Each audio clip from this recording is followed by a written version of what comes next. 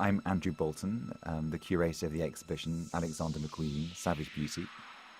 I think the title Savage Beauty very much epitomizes the contrasting opposites in McQueen's work. As you enter the exhibition, you're faced with two mannequins. The two mannequins that I think represent many of the themes and ideas that McQueen revisited throughout his career.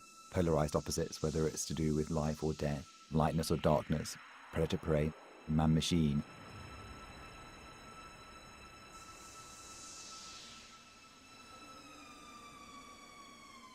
The first gallery you enter is called The Romantic Mind, which is made out of concrete. In a way, it reflects the rawness of some of the clothes you see in the particular space, inspired by McQueen's first atelier in Hoxton Square, where McQueen established his house. McQueen trained in tailoring in Savile Row. McQueen was a remarkable craftsman. He was able to channel the skills of his craft, but also to use fashion as a vehicle to express very complex ideas and concepts. And I think in this particular exhibition, and in this gallery in particular, you see how McQueen would master the crafts of his trade and subvert them.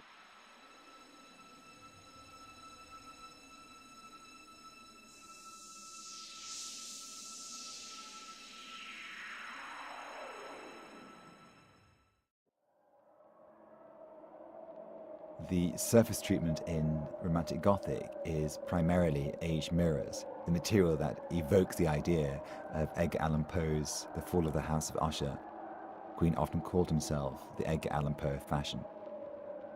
One of the most prevalent and ongoing themes in McQueen's work was the Gothic, particularly the darker side of the 19th century, Victorianism. Many of the pieces are inspired by the cult of death. And it's also people with characters associated with the literary concept of the Gothic, like vampires, highwaymen, anti-heroes or Byronic heroes. We have a casket featuring McQueen's posthumous collection, unofficially called Angels and Demons. And it shows McQueen's engagement with art history, as well as his love of Flemish painters. That was his favourite moment in art history. The Cabinet of Curiosities refers to the 18th century and 19th century practice of collecting objects from natural history as a way of viewing the world.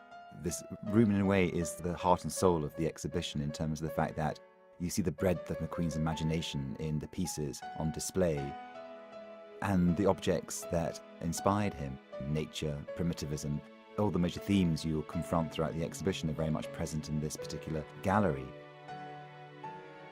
You'll also see 10 iconic moments from his runway shows.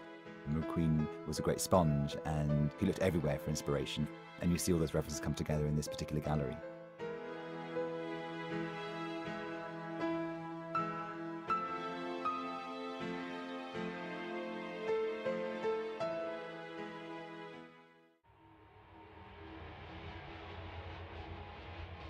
In Romantic nationalism, the surface treatment is marquetry that is designed to reflect McQueen tartan.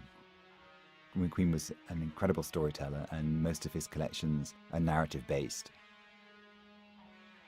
In this particular case, it shows his great pride in his Scottish heritage and also his great love of British history. So, in a way, there's a face-off between the Scots and the Brits.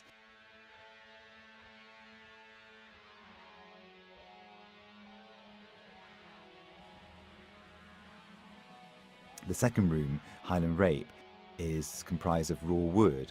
Highland Rape was very provocative when it first was shown in 1995. Many people interpreted the rape as being the rape of women. McQueen was very adamant in the fact that the rape in the title referred to the rape of Scotland through the Jacobite risings of the 18th century and the Highland clearances of the 19th century. And I think that the violence of that particular time in history was reflected in McQueen's clothes, in the very construction of them. It's almost as if he took scissors to the garments and slashed them. The hologram was the finale of Widows of Culloden. Near the hologram is a variation of the dress that Kate Moss is wearing, made out of hundreds of layers of silk organza with raw edges.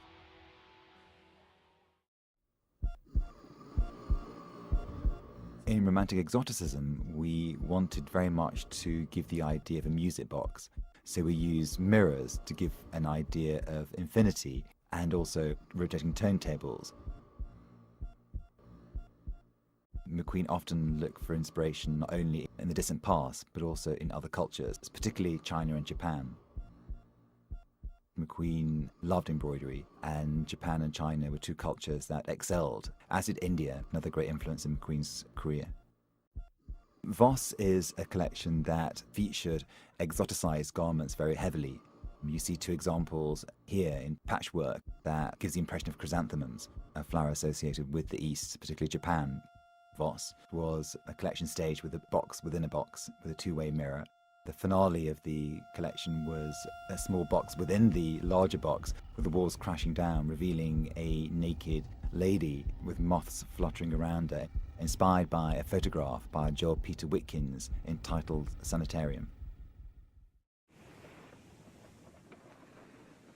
In romantic primitivism, the surface treatment is a rusty metal that's meant to evoke a sunken ship.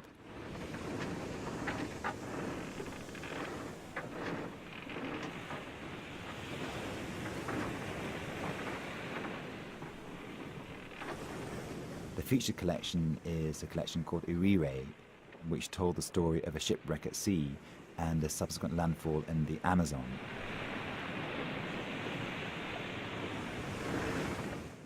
And the video you see suspended above the gallery functioned as a backdrop to McQueen's collection and was a film shot by John Maybury. Featured very heavily in this particular gallery are contrasting opposites such as predator-prey or primitive and civilized.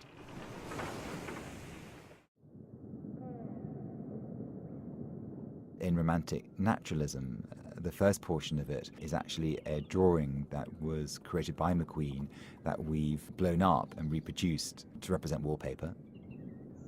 Nature was probably one of the most prominent themes throughout his career. McQueen loved nature, loved the natural world, and often looked to the natural world for the raw materials of his clothes.